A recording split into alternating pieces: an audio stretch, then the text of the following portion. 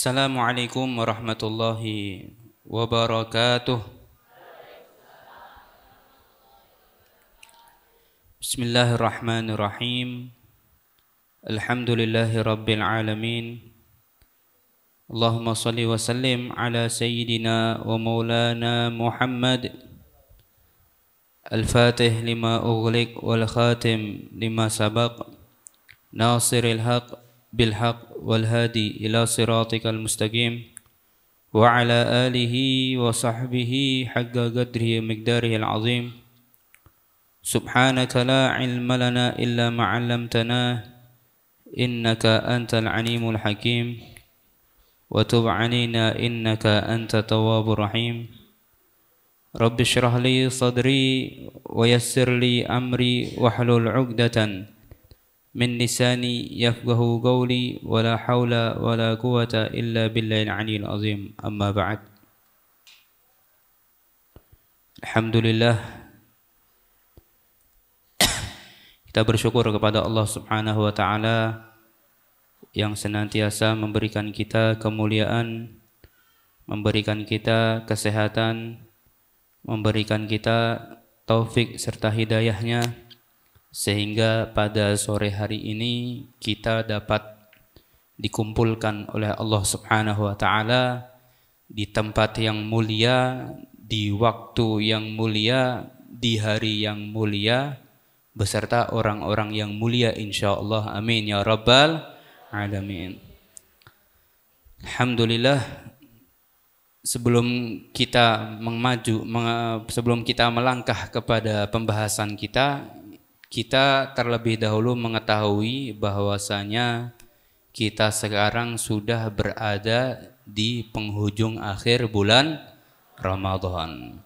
Yang mana di penghujung akhir bulan Ramadan ini Allah Subhanahu wa taala memberikan kemuliaan-kemuliaan dengan kemuliaan yang sangatlah melimpah kepada setiap hamba-hambanya. Di antara kemuliaan yang Allah Subhanahu wa taala berikan di 10 hari terakhir bulan Ramadan, yaitu adalah di antara malam-malam ini terdapat yang namanya malam Lailatul Qadar. Malam Lailatul Qadar merupakan suatu malam yang mana Allah Subhanahu wa taala akan melipat gandakan amal ibadah setiap hambanya sebanyak 1000 bulan lamanya. Sehingga kalau kita melaksanakan ibadah pada malam Lailatul Qadar, kita melaksanakan taat kepada Allah pada malam Lailatul Qadar, maka kita dicatat telah melakukan ibadah selama 1000 bulan. Nah, 1000 bulan itu kira-kira berapa tahun? Berapa tahun, Bu? Berapa? 83 tahun. 83 lebih 4 bulan. Jadi 83 tahun lebih 4 bulan. Itu 1000 bulan. Jadi barang siapa yang ibadah pada malam Lailatul Qadar tersebut, maka dia dicatat oleh Allah telah beribadah selama 83 tahun lebih 4 bulan. Ini kalau sekali saja dia menjumpai malam Lailatul Qadar. Bagaimana kalau dia setiap tahunnya, setiap Ramadan dia menjumpai malam Lailatul Qadar, maka pahala yang dia dapatkan akan jauh melebihi daripada pahala umat-umat Nabi terdahulu. Yang mana kalau kita ketahui umat-umat Nabi terdahulu itu umurnya ribuan tahun. Ada yang umurnya sampai 1000 tahun, ada yang umurnya sampai 2000 tahun. Nah, sedangkan kita umatnya Nabi Muhammad diberikan umur oleh Allah ma baina sittin wa sab'in. Antara 60 sampai 70 tahun, lebihnya bonus. Lebihnya bonus. Jadi kalau misalkan ada contoh, ada orang umur 50 tahun. Umur 60 tahun aja kita ambil. Ada orang umurnya 60 tahun. Di 10 tahun pertama dia masih belum melakukan ibadah kepada Allah. Masuk umur 11 tahun dia melakukan ibadah dan setiap Ramadan dia menjumpai malam Lailatul Qadar. Berarti dia telah menjumpai 50 Lailatul Qadar. 50 Lailatul Qadar dikali 83 tahun berapa coba? Hitung-hitungan sini. 83 dikali 50. 2650 tahun. Belum lagi ditambah 4 bulan itu. Hitung aja 3000 tahun. Jadi orang yang menjumpai malam Lailatul Qadar pada setiap tahunnya, dia seakan-akan ibadah selama 3000 tahun lamanya. Jadi jauh lebih banyak ibadahnya dari umat Nabi terdahulu. Ini diantara khususiyah, kemuliaan, keistimewaan yang Allah berikan hanya untuk umatnya Nabi Muhammad SAW. Sebelumnya kita harus tahu dulu bagaimana sih tips bagi agar kita dapat menjumpai malam Lailatul Qadar. Perlu kita ketahui malam Lailatul Qadar ini merupakan suatu malam yang disembunyikan oleh Allah. Suatu malam yang tidak ditampakkan oleh Allah. Dan hikmahnya yaitu agar kita selalu berusaha untuk mencari malam tersebut. Seandainya malam Lailatul Qadar ditetapkan oleh Allah, oh malam Lailatul Qadar pada malam 27, pada malam 23 misalkan. Maka niscaya kita malas ibadah. Oh nanti aja kalau sudah malam Lailatul Qadar baru ibadah. Tapi hikmah disembunyikannya itu agar kita selalu ibadah pada setiap malam. Kata Habib Ali Habsyi, beliau mengatakan, wa kullu layalin lailatul qadri fa'taqid. Setiap malam itu kita yakini malam itu Lailatul Qadar. Dari awal bulan Ramadan kita yakini oh ini malam Lailatul Qadar. Karena para ulama mengatakan bisa jadi malam Lailatul Qadar itu terjadi pada awal bulan Ramadan. Jadi setiap malam kita ibadah kepada Allah, setiap malam kita taat kepada Allah, maka sudah dipastikan dan kita punya potensi yang besar di antara malam-malam tersebut ada yang namanya malam Lailatul Qadar. Jadi kita maksimalkan setiap malam di dalam bulan Ramadan, terutama di 10 hari terakhir di bulan Ramadan ini. Yang mana di 10 hari terakhir ini Rasulullah SAW itu lebih semangat di dalam ibadah kepada Allah Subhanahu Wa Taala. Sebagaimana dikatakan oleh Sayyidatuna Aisyah radhiyallahu anha, beliau mengatakan, "Kana Rasulullah SAW idza dakhala al-'ashr ay ahya al-laila wa aygada ahlah wa shadda mi'zarah." Yang mana Rasulullah itu kalau sudah masuk 10 hari terakhir di bulan Ramadan, itu beliau menghidupkan setiap malamnya dengan ibadah kepada Allah. Menghidupkan setiap malamnya dengan i'tikaf, menghidupkan setiap malamnya dengan taat kepada Allah, menghidupkan setiap malamnya dengan membaca Al-Qur'an, dan juga beliau membangunkan keluarganya plus beliau mengencangkan sabuknya. Bukan berarti sabuknya Rasul dikencangkan, tidak. Tapi artinya semangatnya tambah lagi. Semangatnya ditambah lagi. Yang sebelumnya semangat, 10 hari terakhir lebih semangat lagi. Ini adalah Rasulullah SAW. Dan tentu apa yang dilakukan oleh beliau, apa yang dikerjakan oleh beliau itu termasuk sunnah yang disunnahkan oleh Allah kepada kita sebagai umatnya Nabi Muhammad SAW.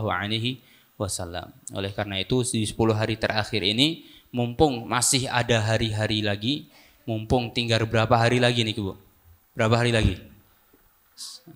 Sekarang malam 27 ya, 27, 28, 29, 4 hari. Nah, 4 hari lagi sudah kita keluar daripada bulan Ramadan. Nah, tinggal 4 hari ini, masih ada waktu, masih ada waktu, masih ada kesempatan, masih ada keluangan untuk kita tingkatkan ibadah kita kepada Allah Subhanahu Wa Taala.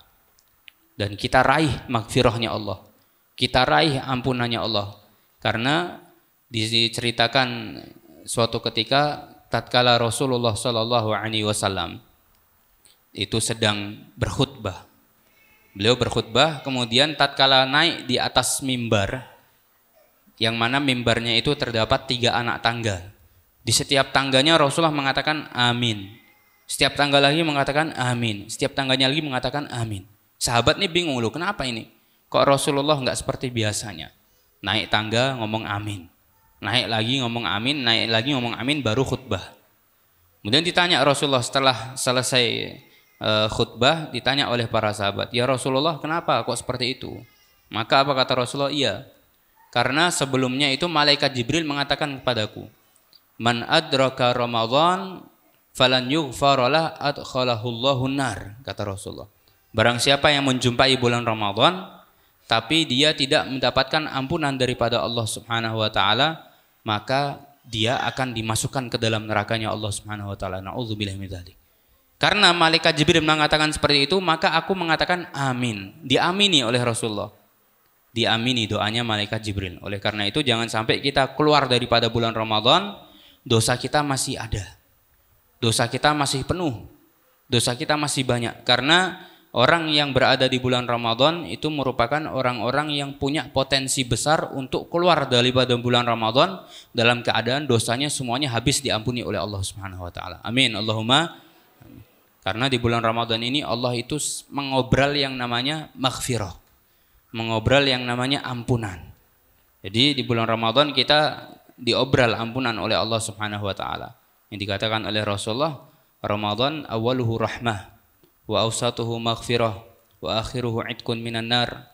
Bulan Ramadan itu di permulaannya terdapat rahmatnya Allah, di pertengahannya terdapat maghfirah daripada Allah, dan di akhir bulan Ramadan itu terdapat sertifikat pembebasan daripada api nerakanya Allah Subhanahu wa taala. Amin. Allahumma.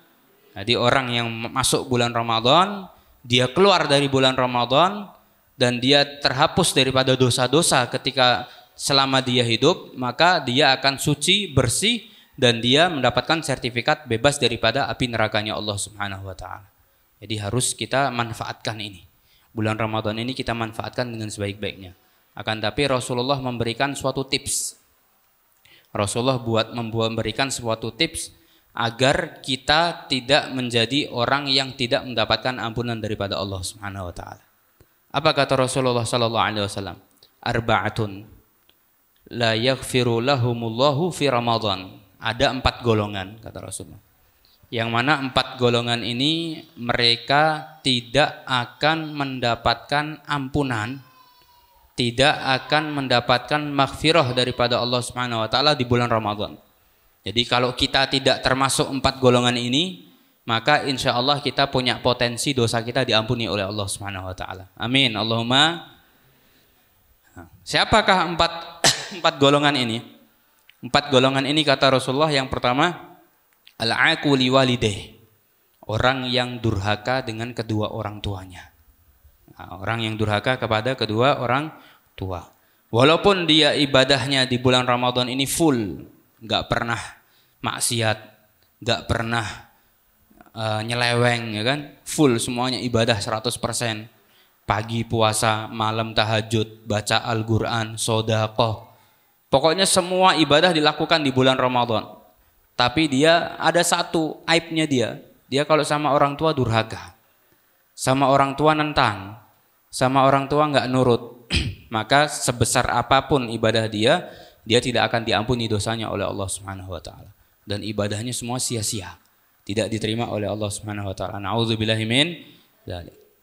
Oleh karena itu, hal yang perlu kita lakukan di bulan Ramadan, yaitu dan juga di bulan-bulan yang lain, hanya bukan di bulan Ramadan saja, kita harus berbakti dengan kedua orang tua kita. Terus bagaimana kalau orang tua kita sudah meninggal dunia? Bagaimana kalau dua orang tua kita sudah meninggal dunia? Maka apa kata Rasulullah sallallahu alaihi wasallam? Cara seorang anak untuk berbakti kepada orang tuanya yang sudah meninggal dunia, yaitu adalah dengan selalu memanjatkan doa kepada Allah untuk kedua orang tuanya.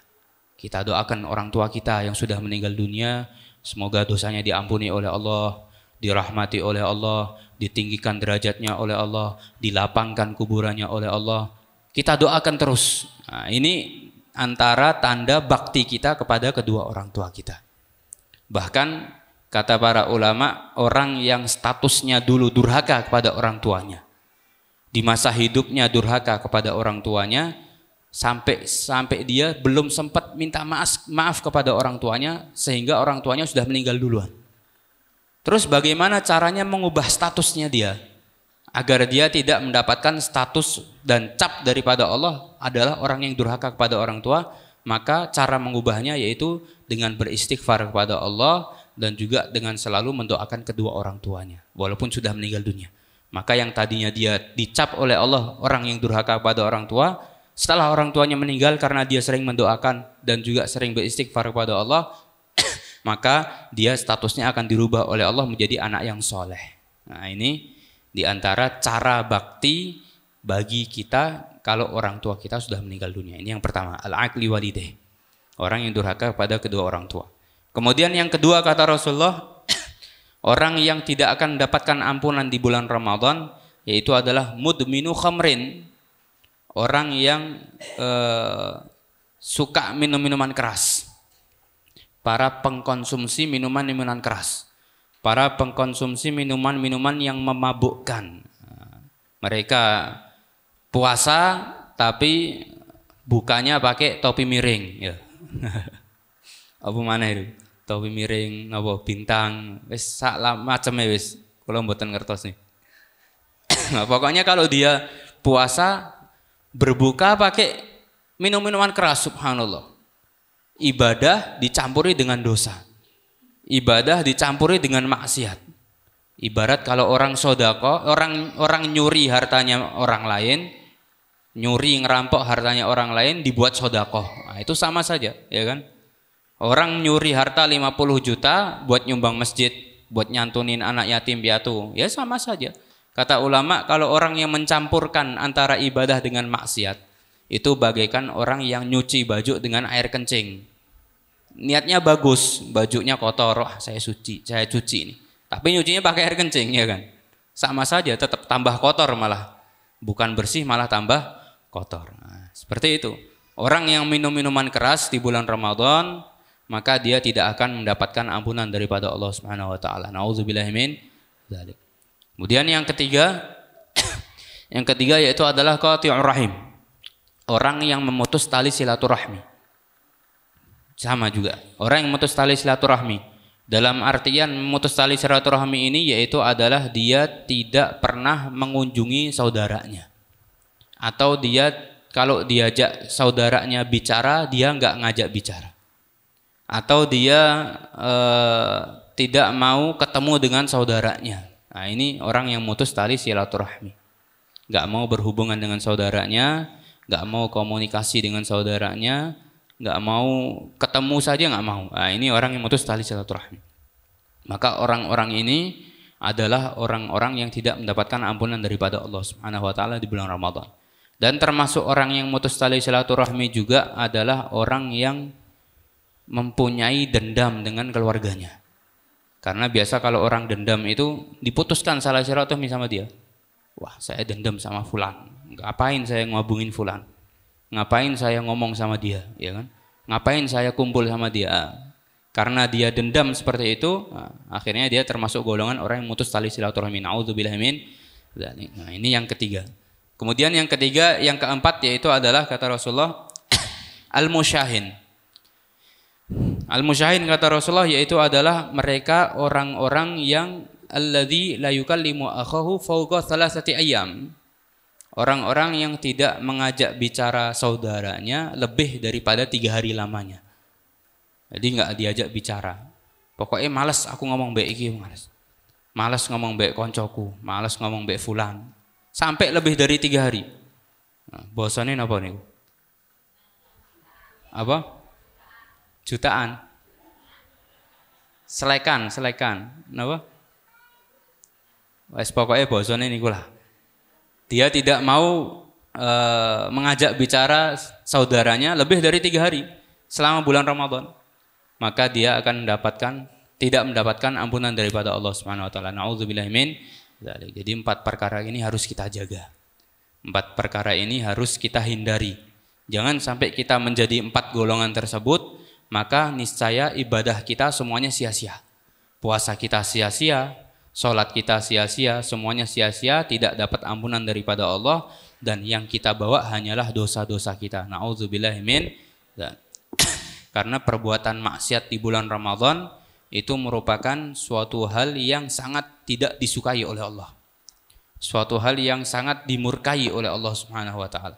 Bahkan di dalam hadis disebutkan kelak di hari kiamat ada orang yang keadaannya itu genting. Dia disiksa oleh Allah, dia diazab oleh Allah, pokoknya dia sudah diazab oleh Allah Subhanahu wa taala dan dia teriak-teriak kesakitan.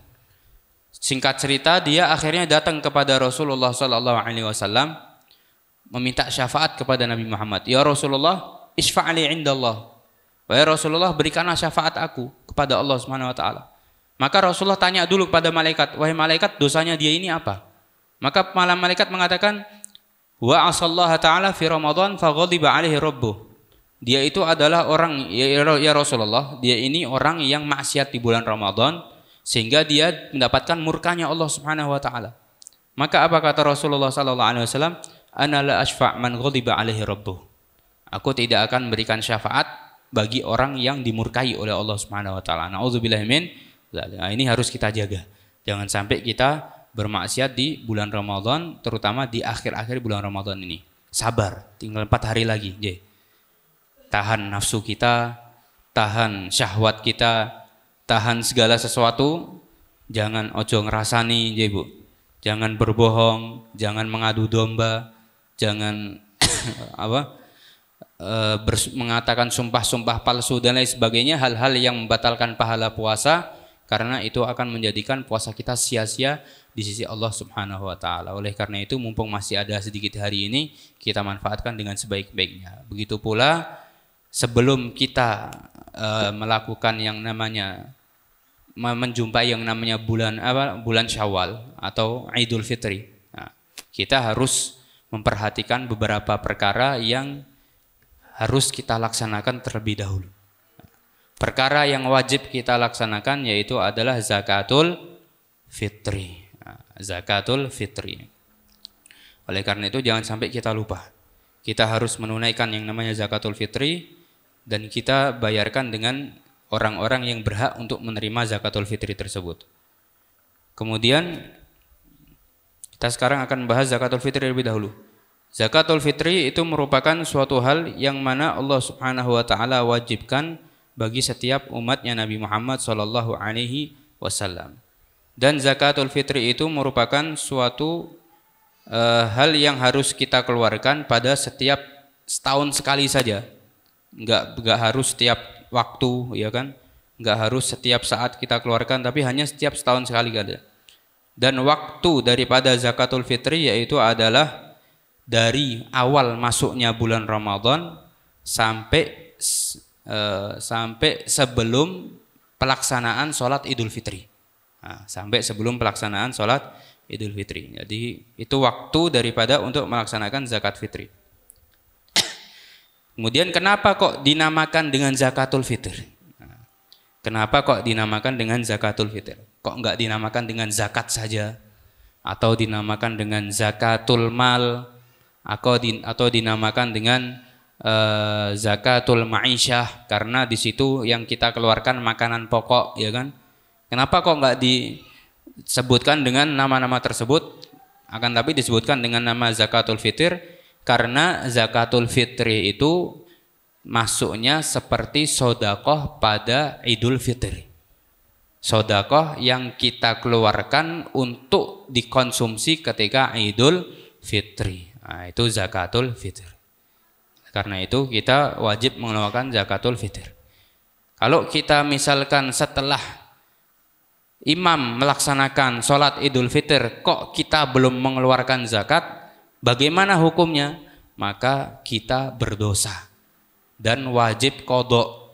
Tetap wajib dikeluarkan plus kita mendapatkan dosa. Nauzubillahi min dzalik. Jadi harus kita keluarkan dari sekarang.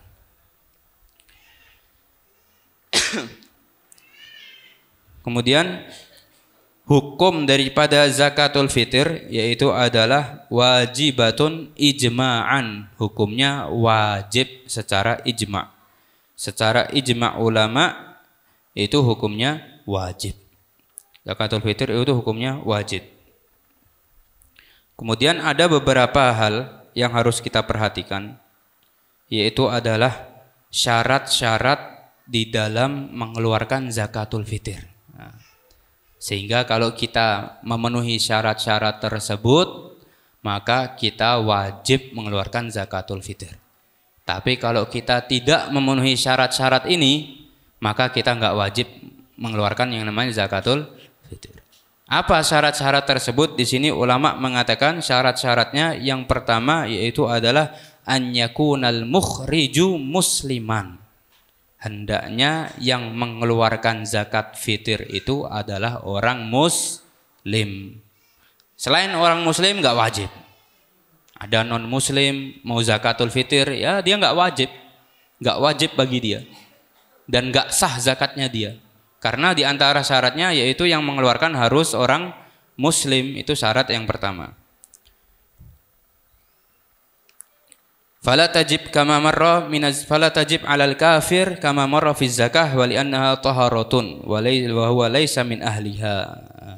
Maka tidak wajib bagi orang yang kafir atau orang yang non muslim, karena zakat ini merupakan suatu hal yang dapat mensucikan harta kita, yang dapat mensucikan diri kita, yang dapat mensucikan jiwa raga kita. Dan orang-orang yang non-muslim itu mereka tidak dapat disucikan kecuali kalau mereka sudah masuk ke dalam agama Islam. Nah, jadi zakatul fitr diwajibkan hanya kepada orang muslim saja. Wajibkan bagi orang muslim saja. Kemudian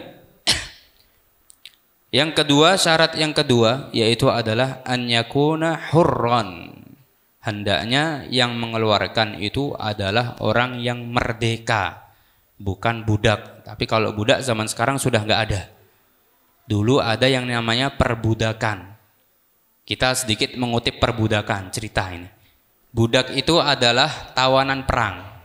Jadi misalkan ada orang muslim dan orang kafir berperang, mereka berperang, kemudian setelah selesai perang, orang muslim ngambil beberapa tawanan dari perang tersebut. Tawanan ini adalah dinamakan budak.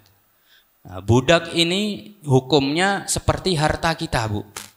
Boleh dijual belikan, ya kan? Boleh dipekerjakan dan lain sebagainya. Pokoknya ibaratnya kayak harta kita sudah. Kayak harta kita. Boleh dijual belikan. Itu budak, tawanan perang. Tapi sekarang sudah dihapus hukum perbudakan. Sudah tidak ada, alhamdulillah. Itu dari zaman nabi-nabi terdahulu ada, tapi sekarang sudah nggak ada. Bahkan kalau orang yang punya budak itu mau dikumpuli pun halal. Bukan hanya istri saja. Orang punya budak, dia mau kumpul suami istri seperti itu halal. Itu kalau budak. Tapi sekarang sudah nggak ada. Oleh karena itu Rasulullah itu diantara anaknya beliau itu dari budak, Sayyidina Ibrahim. Sayyidina Ibrahim anak daripada Mariatul Qibtiyah, budaknya Rasulullah SAW. Dulu perbudakan halal, diperbolehkan pada saat itu. Kemudian sekarang sudah dihapus. Sudah tidak ada lagi yang namanya budak, semuanya sudah merdeka. Karena di sekarang ini sudah orang yang non muslim itu ada kategorinya.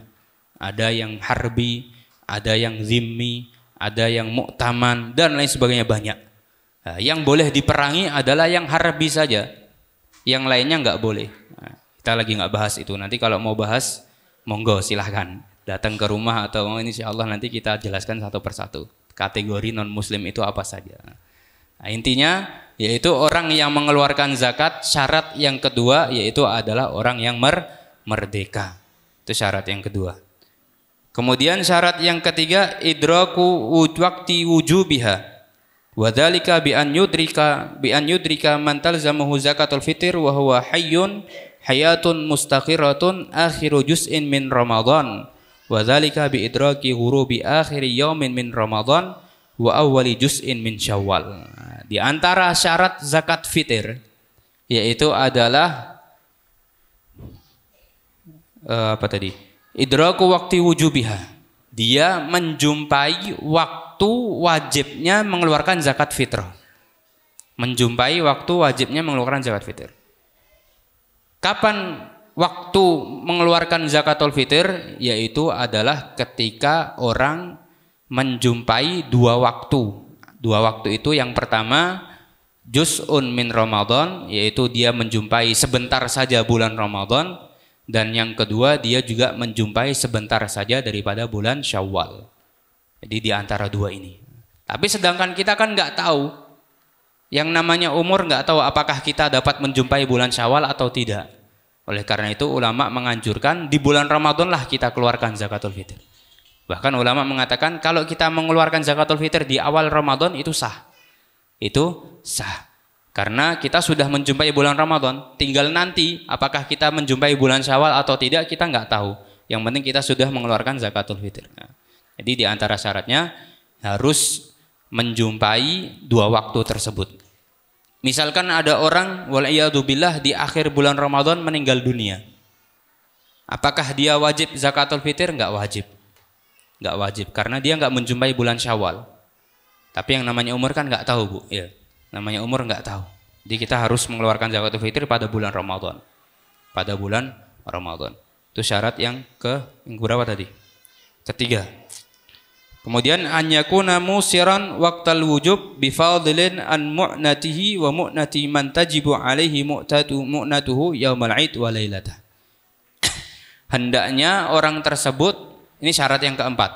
Syarat terakhir, syaratnya cuma 4. Syarat yang keempat yaitu hendaknya orang yang mengeluarkan itu adalah orang yang masuk ke dalam kategori orang yang mampu. Nah, orang yang mampu bagaimana? Apakah harus orang kaya, ya kan? Apakah harus punya mobil, terus apa lagi? Punya motor, punya rumah yang mewah, kamarnya AC, itu baru dibilang orang mampu? Nah, enggak, bukan seperti itu.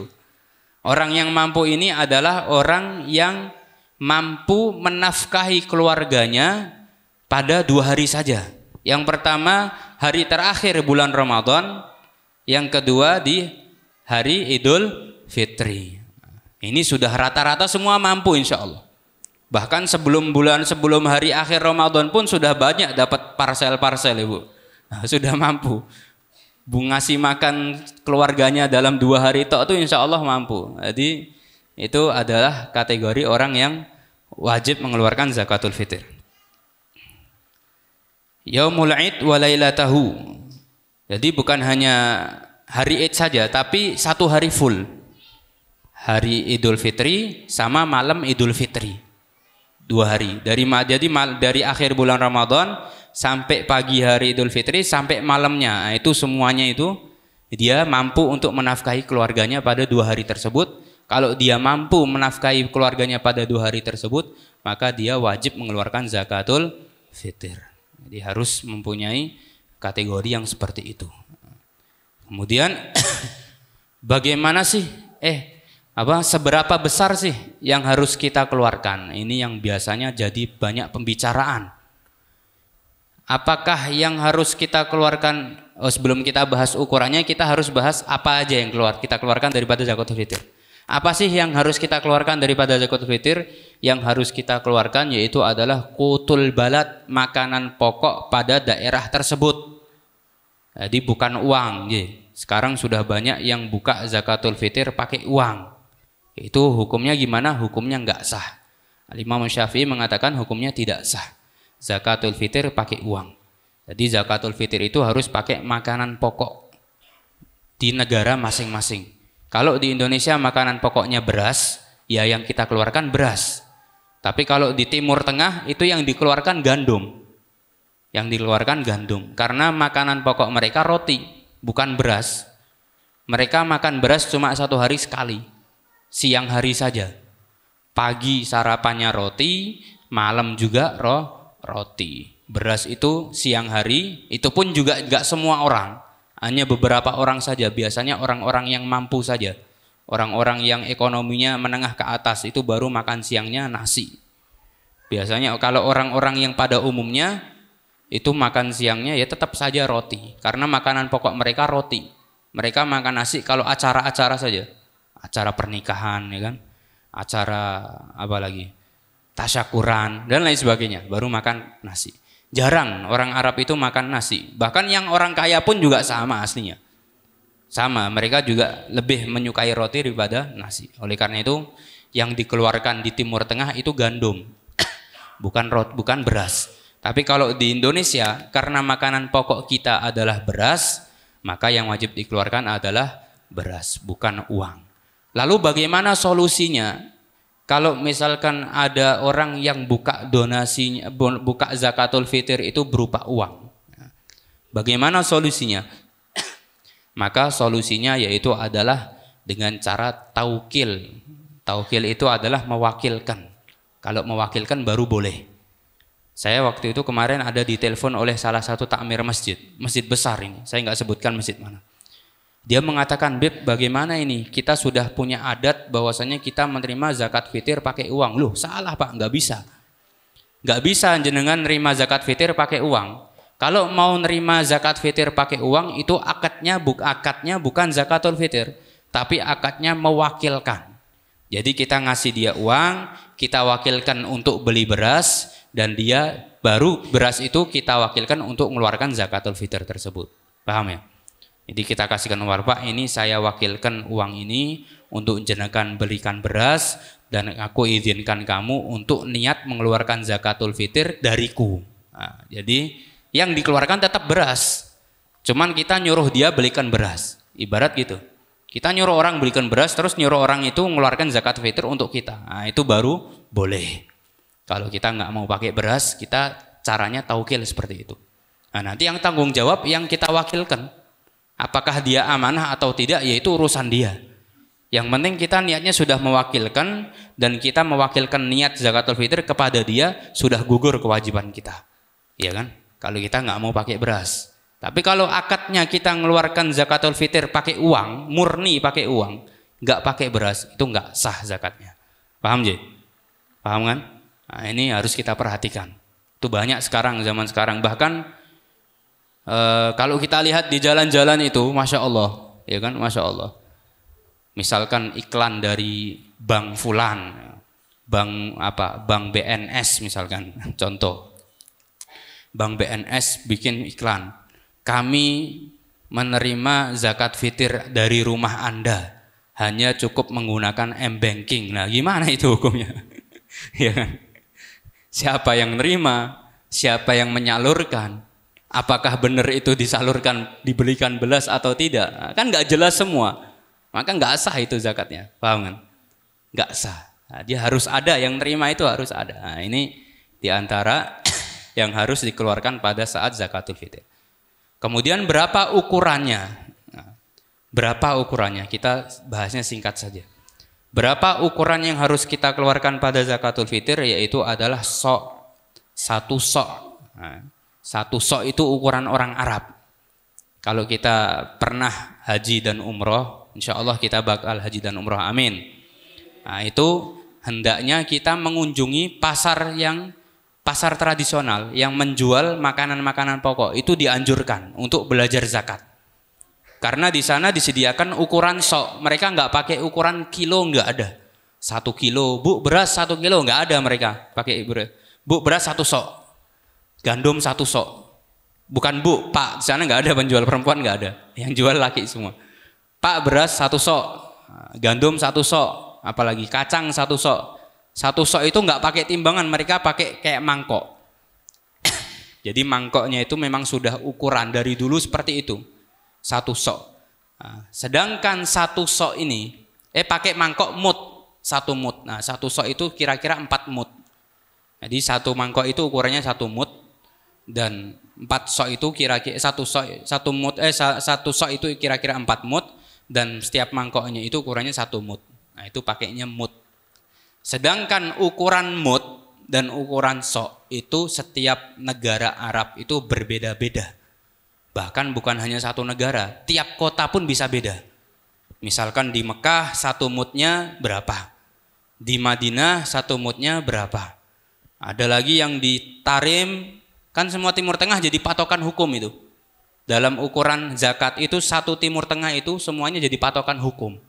Nanti ada yang di Palestina 1 mutnya itu berapa, itu lain-lain semuanya. Berbeda-beda mutnya, cuman bedanya nggak jauh. Paling bedanya 1 on, 2 on, selesai. Bukan kayak di Indonesia. Misalkan di Indonesia timbangan kadang dibohongi, ya kan? Ini dosa ini. Dimanipulasi. Yang biasanya 1 kilo ternyata 1,5 kilo, tapi ditimbang 1 kilo. Padahal berarti cuma 1,5 kilo. Nah, itu dosa. Haram itu. Cuman kalau memang yang mut itu memang ukurannya beda-beda tiap negara, dan mereka masyarakatnya sudah tahu, oh mut di sini itu cuman berapa on, oh mut di sini cuman berapa on, sudah tahu. Nah, oleh karena itu jalan keluar dari hal ini, ulama sudah memberikan survei. Banyak ulama, terutama ulama-ulama muasir, ulama modern, ulama zaman sekarang. Ya, ulama zaman sekarang. Karena zaman dulu nggak ada zakat pakai beras. Bid'ah zakat pakai beras itu ya. Zaman dulu nggak ada, bid'ah hasanah. Tapi zaman dulu pakainya gandum. Nah, ini ulama yang zaman sekarang mengatakan mereka sudah memberikan survei bahwasanya beras itu biasanya ukuran 1 sok itu kira-kira antara 25 2,5 atau 2,57. Bahkan ada yang mengatakan 3. Jadi berbeda-beda. Ada yang mengatakan oh ini 2,5 satu sok. Oh nggak bisa. Ada yang mengatakan oh 2,7. Ada yang mengatakan 3. Akhirnya banyak ulama yang bersepakat muktamad bahwasanya zakat fitir yang dikeluarkan adalah 3 kg beras. Itu jalan keluar yang paling bagus dari perbedaan pendapat ulama.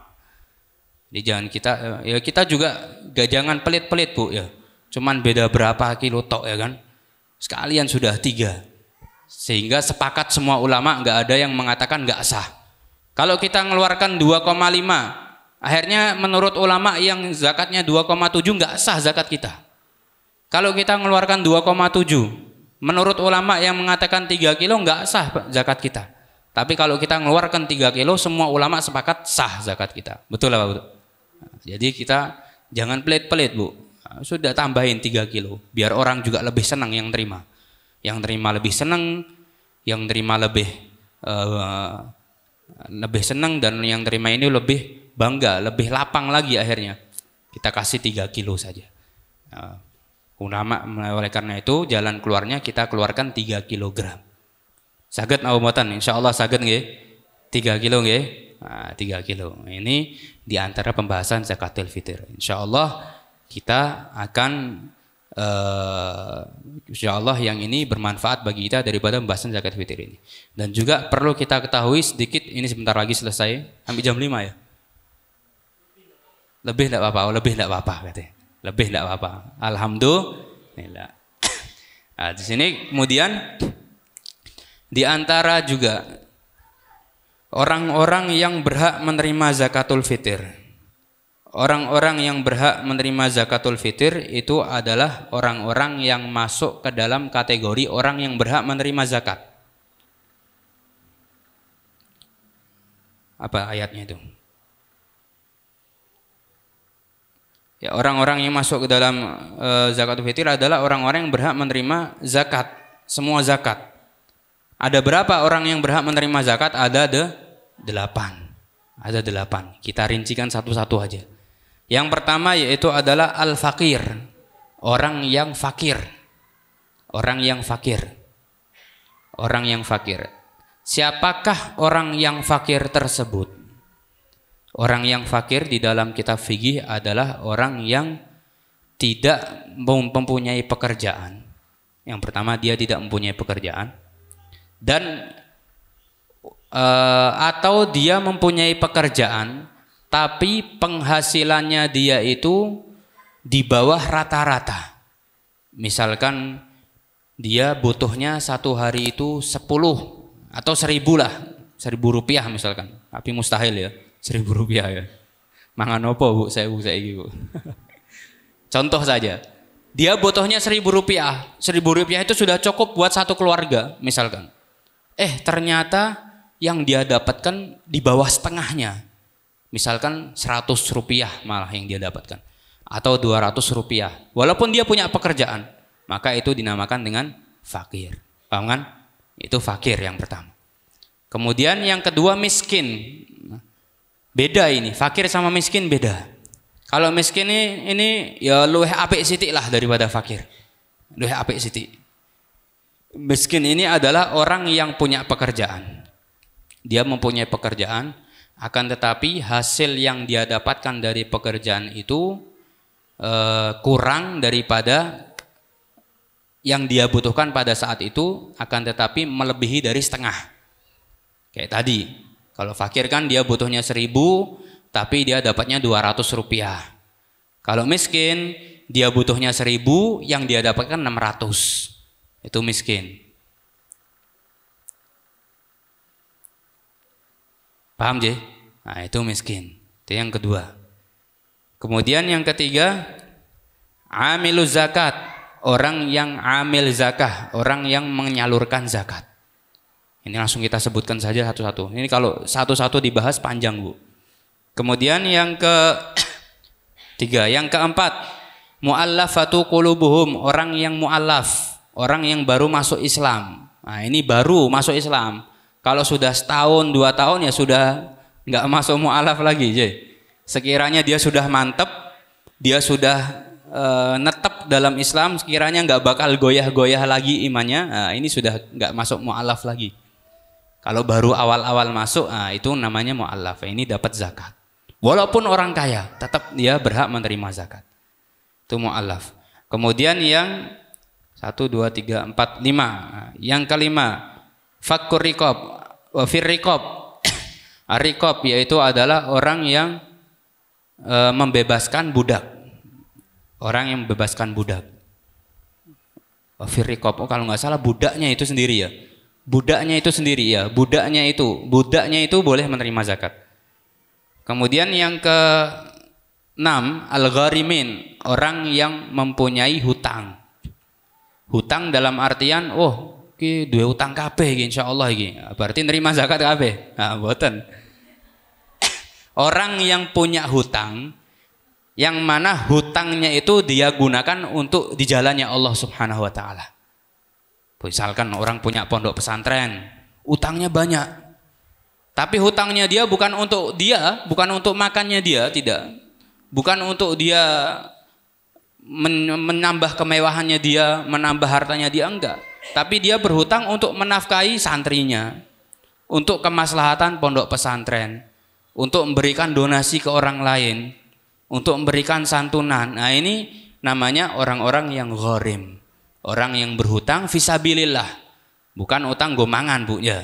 Utang tapi untuk di jalannya Allah Subhanahu wa taala. Orang-orang yang seperti ini mereka boleh menerima zakat. Kemudian yang ke-7, fisabilillah, orang yang berjihad di jalannya Allah Subhanahu wa taala. Orang yang berjihad di jalannya Allah Subhanahu wa taala itu juga bisa menerima zakat. Kemudian ibnu sabil itu musafir. Orang yang terakhir adalah musafir. Orang yang berjalan dengan perjalanan yang jauh dan dia juga tidak memiliki bekal. Tidak memiliki bekal, tidak memiliki uang, tidak memiliki transportasi, pokoknya tidak mempunyai hal yang dapat dia gunakan selama perjalanan, nah, dia berhak menerima zakat. Nah, jangan mentang-mentang akhirnya wah mangkat Jakarta numpak pesawat musafir untuk zakat. Bukan ya. Jadi orang yang dia nggak punya bekal dalam perjalanannya, dia nggak punya apa-apa yang dapat menyukapinya dalam perjalanannya, ini adalah orang yang berhak menerima zakat. Ini sedikit sekilas daripada pembahasan zakat. Kemudian kita akan membahas suatu yang penting lagi, karena sebentar lagi kita masuk Lebaran, ya kan? Lebaran biasanya perut makin melebar. Ya. Lebaran jadi lebaran. Lebaran, maka kita harus mempersiapkan beberapa hal. Yang pertama, kita harus perlu ingat bahwasanya Idul Fitri ini bukan merupakan ajang pamer pakaian, ya kan? Pamer kekayaan, pamer penampilan, enggak. Kata ulama mengatakan laisal id liman labisal jadid, innamal id liman ta'atuhu tazid. Hari Id itu bukan merupakan ajang untuk pakai pakaian yang baru, tapi hari Id itu adalah merupakan ajang orang mendapatkan ampunan daripada Allah Subhanahu wa taala. Maka hari yang gembira. Gembira, kita seakan-akan menang karena kita sudah menang melawan hawa nafsu kita. Menang meleburkan dosa kita. Menang menghancurkan maksiat, ya kan? Pada bulan Ramadan, Idul Fitri kita senang, menang daripada hal-hal tersebut. Sehingga orang yang masuk hari Idul Fitri itu gak harus pakai baju pakaian yang baru. Pakaian yang baru ini banyak yang salah kaprah. Walaisal id liman tazayyana bil malbusi wal markub. Innamal id liman ghufirat lahu dzunub. Hari Id itu bukan hari untuk orang yang berhias diri dengan kendaraan yang bagus, dengan pakaian yang mewah. Tapi hari Id itu adalah hari yang diperuntukkan untuk orang yang diampuni dosanya oleh Allah Subhanahu wa taala. Dia sudah selesai melaksanakan ibadah bulan puasa, dia sudah selesai bermujahadah untuk ibadah kepada Allah di bulan Ramadan, maka inilah yang dia dapatkan di hari Idul Fitri. Ya, dianjurkan bersenang-senang. Bahkan haram puasa di hari Idul Fitri. Haram berpuasa. Karena di hari Idul Fitri ini kita dianjurkan makan, sudah. Harus makan. nggak boleh puasa, makanya lebaran, badannya tambah lebar ya, lebaran. Ya, Idul Fitri. Begitu juga suatu ketika Sayyidina Ali bin Abi Thalib. Suatu ketika Sayyidina Ali bin Abi Thalib ini di hari Idul Fitri, ketika orang-orang lagi pakai baju yang baru, itu sudah dari dulu, sudah adat dari zaman dulu. Pakai baju yang bagus-bagus hari Idul Fitri, pakai baju yang baru, makan makanan yang enak. Ini Sayyidina Ali pakai baju pakaian-pakaian yang lama, dan dia makannya makan roti saja, nggak ada lauknya. Ditanya oleh para sahabatnya, wahai Sayyidina Ali, kok kamu seperti ini? Kok kamu nggak seperti yang lain? Bukankah ini sekarang hari Id? Maka apa kata Sayyidina Ali? Kulla yawmin lana al-yawm yaumul Id, wa bukrah yaumul Id, wa ba'dal ghad yaumul Id, wa kulla yawmin la na'sillahi fihi fahuwa Id. Hari ini memang hari Id, kata Sayyidina Ali. Besok juga bisa jadi hari Id. Lusa juga bisa jadi hari Id. Besok-besoknya lagi bisa juga hari Id, kata Sayyidina Ali. Karena kenapa, kata Sayyidina Ali? Setiap hari yang mana di hari tersebut kita tidak bermaksiat kepada Allah, itu adalah hari Id, kata Sayyidina Ali. Nah, itu hari Id yang sebenarnya. Jadi kita jangan salah kaprah, hari Id itu adalah ajang untuk pamer pakaian. Jadi yang belum punya pakaian baru jangan merasa iri, jangan merasa sedih hati. Hari Id, wah saya belum beli pakaian, jangan sedih, nggak apa-apa. Hari Id itu bukan ajang buat pamer pakaian baru. Tapi yang disunnahkan di hari Id, nah ini perlu kita ketahui. Disunnahkan di hari Id adalah kita memakai pakaian yang mahal, bukan yang baru. Ya, bukan yang baru, yang mahal. Yang mahal bukan berarti wah saya harus beli pakaian mahal, enggak. Yang kita punya saja, di rumah kita punya yang paling mahal dari pakaian kita ini yang mana? Wah iki regane 2.000. Wah iki dasterku regane 2.000 gamisku. Sing iki 3.000, sing iki 5.000, wah iki wis tak nggo. Ini yang mahal di antara yang ada yang kita punya, itu yang disunahkan. Nggak disunahkan yang putih kalau buat bapak-bapak. Nggak harus putih, tapi kalau putih ya bagus, nggak harus putih. Kalau hari Jumat lain, hari Jumat disunahkan pakai pakaian yang putih walaupun murah. Kalau hari Id disunahkan pakai pakaian yang paling mahal walaupun itu warna bukan putih, ya walaupun warna bukan putih. Nah itu sunnahnya hari Id. Jadi bukan pakaian baru tapi pakaian yang mahal. Tapi kalau pakaiannya baru lebih bagus lagi, lebih bagus lagi untuk memuliakan hari Id. Tapi bukan suatu keharusan. Ini Yaumul Id, hari Idul Fitri. Dan di antara lagi sunnah-sunnah yang dilakukan di hari Idul Fitri, yaitu adalah menghidupkan malam Lailatul Id dengan memperbanyak membaca takbir. Membaca takbir. Jadi malam Idul Fitri itu kita disunahkan banyak baca takbir.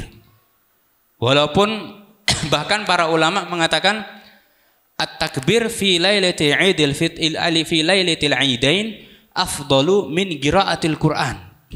Orang baca takbir di malam hari Idul Fitri atau Idul Adha itu jauh lebih afdal daripada dia baca Al-Quran. Jadi lebih afdal takbir daripada baca Al-Quran. Jadi disunahkan malam hari Idul Fitri itu disunahkan kita membaca takbir sebanyak-banyaknya sudah. Sebanyak-banyaknya takbiran. Allahu Akbar sebanyak-banyaknya. Sampai masuknya waktu sholat Idul Fitri. Nah, ini diantara yang disunahkan. Kemudian disunahkan lagi, ini tidak apa-apa Mas ya, agak lama tidak apa-apa ya. Lebih dari jam 5 ini tidak apa-apa. Buatan apa-apa Bung? Insya Allah nanti nggak terasa buka. Kemudian di antara lagi yang disunahkan di hari Idul Fitri yaitu adalah hendaknya mandi sebelum melakukan Idul Fitri. Walaupun orang tersebut adalah orang yang tidak diperbolehkan melaksanakan sholat. Contoh misalkan ada ibu-ibu yang terkena haid pas hari Idul Fitri, ya kan? Di hari raya dia haid, tetap dia disunahkan mandi dengan niatan mandi hari Idul Fitri, sunnah. Kapan masuk waktu mandinya? Masuk waktu mandinya di malam hari raya sampai sebelum sholat Idul Fitri. Itu waktu sunnahnya kita mandi dengan niatan mandi untuk menyambut hari Idul Fitri, sunnah.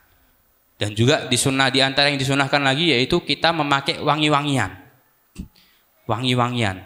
Tapi untuk ibu-ibu wangi-wangiannya hanya dipakai di rumah. Nggak boleh dicium oleh orang yang bukan mahramnya. Yang menyium hanya suaminya, ya kan, anak-anaknya, pokoknya yang mahramnya dia, biar tidak terjadi fitnah. Biar tidak terjadi fitnah. Nah, ini disunahkan pakai wangi-wangian. Kemudian di antara yang disunahkannya lagi yaitu adalah pakai siwak, memakai siwak. Ini siwak bukan hanya di Idul Fitri saja, di setiap sholat pun juga disunahkan untuk pakai siwak. Tapi tetap lebih dianjurkan lagi. Kemudian di antara yang disunahkan lagi yaitu adalah makan dulu sebelum sholat id. Sebelum sholat id makan dulu. Nah, makan ini nggak harus kenyang, Pak. Wah, mangan kudu mangan sak piring rong piring sih baru sholat id dah. Tapi makan minimal makan 1 biji kurma, itu paling minimal. Karena dulu Rasulullah itu beliau makan kurma sebelum sholat Idul Fitri. Dan apa yang dilakukan oleh Rasulullah itu jadi hukum. Karena yang namanya hadis itu bukan hanya perkataan saja, tapi perilaku itu juga hadis, juga jadi hukum. Di Rasulullah sebelum sholat id itu makan kurma. Bahkan walaupun makannya sambil berjalan atau sambil berlari pun nggak apa-apa. Kalau kita lihat adab makan, ya kan? Adab makan itu dilarang makan sambil berjalan, ya. Makan sambil berjalan, minum sambil itu dilarang. Kecuali pada hari Idul Fitri saja. Karena Rasulullah pernah buru-buru mau sholat id belum makan, akhirnya makan kurma sambil berjalan. Maka satu saja waktu diperbolehkan atau tidak makruh orang makan berjalan itu ketika hari Idul Fitri. Wah, tangi ini telat. Iki cukup gua adus tok nek mangan ra cukup iki. Wis adus, ngambil 1 kurma sambil jalan makan sudah selesai. Sambil jalan menuju ke masjid, sunnah. Itu makan di hari Idul Fitri. Nah, masih banyak lagi sunnah-sunnah yang lain. Ini diantara sunnah-sunnah yang perlu dilakukan ketika Idul Fitri. Kemudian di sini ada pertanyaan, bagaimana caranya mandi besar? Mandi besar itu mandi wajib. Jadi mandi itu ada 3, Bu. Mandi itu ada 3. Yang pertama mandi wajib, yang kedua mandi sunnah, yang ketiga mandi mubah. Boleh-boleh saja. Mau mandi, nggak mandi, yo sak karepmu. Itu mandi mubah. Yo nek ra adus mambu, nek adus yo wangi. Nah, itu mandi mubah. Tapi kalau mandi wajib, ini wajib. Mandi wajib adalah mandi yang dilakukan ketika orang dalam keadaan ihtilam atau dalam keadaan suci dari haid dan nifas. Mandi wajib. Mandi wajib ini bagaimana caranya? Mandi wajib dan mandi sunnah itu caranya sama. Jadi harus kita ingat ini. Mandi sunnah bukan seperti mandi mubah. Kalau mandi mubah biur sabunan, biur bar metu selesai. Yang penting teles, yang penting wangi ya, ngono nek mandi mubah. Kalau mandi wajib sama mandi sunnah tidak. Mandi wajib sama mandi sunnah itu rukunnya cuma 2 tok, nggak banyak. Rukunnya cuma 2 tok. Yang pertama adalah niat, karena yang membedakan ibadah dan yang tidak ibadah itu niat. Yang pertama niat, dan yang kedua mengalirkan air ke seluruh anggota badan. Itu saja. Itu cara mandi wajib dan mandi sunnah. Semua anggota badan yang terlihat itu wajib kena air. Walaupun kulit kepala, maka disunahkan digosok-gosok ini kepala. Digosok-gosok kepala sampai air itu masuk semua. Jadi harus semuanya wajib terkena air. Lubang-lubang yang terlihat juga wajib terkena air. Mulut sama hidung itu nggak wajib karena itu dalam. Tapi yang luar-luarnya wajib, ya. Nggak wajib, sunnah tapi disunahkan matmadoh, kumur-kumur sama istinsyak, masukkan air ke dalam hidung di mandi wajib sama mandi sunnah. Itu sama, sunnah, disunahkan. Kemudian kuku juga jangan lupa. Bawahnya kuku ini kan kelihatan, itu juga harus kena air. Pusar juga harus kena air. Kemudian dubur harus kena air sekiranya tempat yang kelihatan ketika kita buang hajat. Kalau kita buang hajat, buang air besar, kita jongkok, dikira-kirakan yang kelihatan yang sampai dengan tangan kita kalau kita pegang itu sampai seberapa dalamnya. Nah, itulah yang wajib kena air. Jadi wajib, harus diperhatikan itu, lubang-lubang seperti itu. Kemudian lipatan-lipatan. Biasanya nek wong lemu-lemu niku Bu, wah Masya Allah. Wetenge iku koyo kertas Bu. Akeh lipatane. Nah, itu wajib itu kena air itu. Wajib kena air. Semua pokoknya semua anggota badan itu wajib kena air. Pecah-pecah itu juga wajib kena air. Digosok-gosok saja, nggak usah digaruk-garuk sampai lecet, nggak usah. Karena air itu sifatnya lembut. Dia bisa masuk dengan mudah. Dia bisa menyeluruh dengan mudah yang namanya air. Subhanallah, memang diciptakan sama Allah seperti itu. Jadi nggak mempersulit buat mandi kita. Jadi mandi wajib sama mandi sunnah syaratnya cuma 2 tok. Kalau kita mandi wajib sama mandi sunnah nggak sabunan, sah tetap. Nggak perlu sabunan. Bahkan kalau kita mandinya pakai air sabun malah nggak sah. Harus pakai air mutlak, air murni. Jadi mandi dulu, niat dulu, mandi wajib, niat dulu. Setelah rata semua, baru sabunan. Atau kita mandi sabunan dulu selesai bilasan, baru siram lagi dengan niat mandi wajib atau mandi sunnah. Mandi wajib atau mandi sunnah, nggak apa-apa. Jadi harus pakai air mutlak, air yang murni, nggak ada campur tangan dengan sabun dan lain sebagainya. Paham kan? Ini mandi wajib sama mandi sunnah. Dua-duanya harus sama. Niat sama meratakan air. Kalau mandi mubah nggak perlu niat. Wes biar biur sakarepmu, ya kan? Meh kena sing lubang-lubang meh kena banyu apa ora ya terserah. Ini mandi mubah. Nah, itu yang pertama mandi wajib. Kemudian yang terakhir kita akan berbicara tentang bagaimana tata cara sholat Idul Fitri. Nah, ini penting ini. Sholat Idul Fitri itu tata caranya sama seperti sholat Jumat.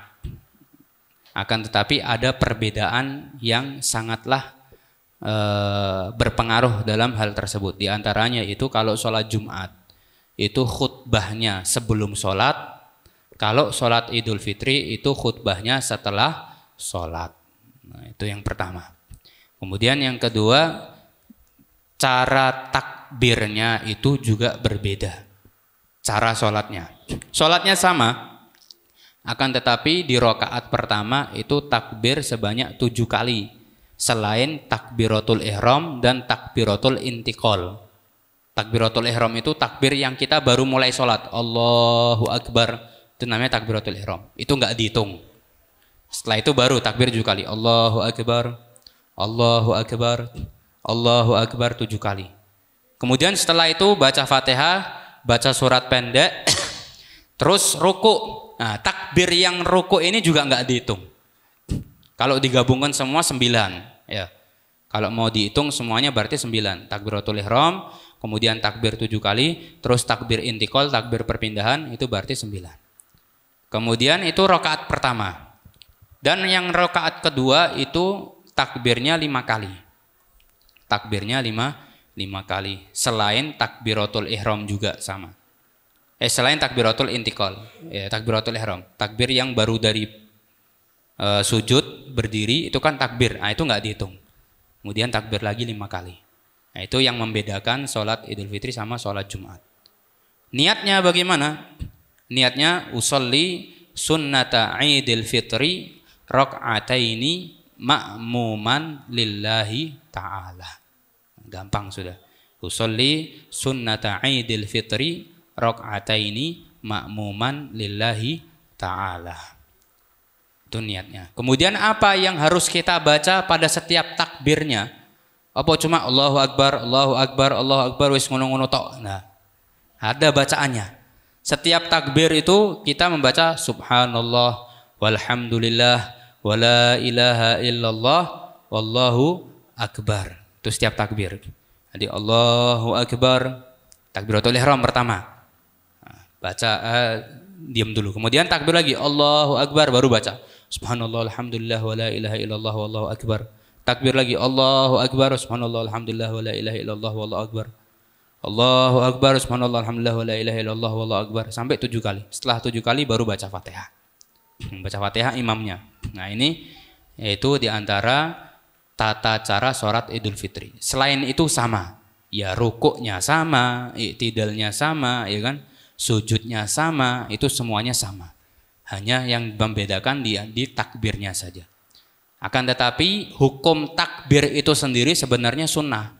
nggak wajib. Seandainya orang sholat Idul Fitri nggak pakai takbir 7 kali pun sah, tapi dia tidak mendapatkan sunnahnya, atau dalam artian makruh. Orang sholat Idul Fitri nggak melakukan takbir yang 7 kali itu hukumnya makruh.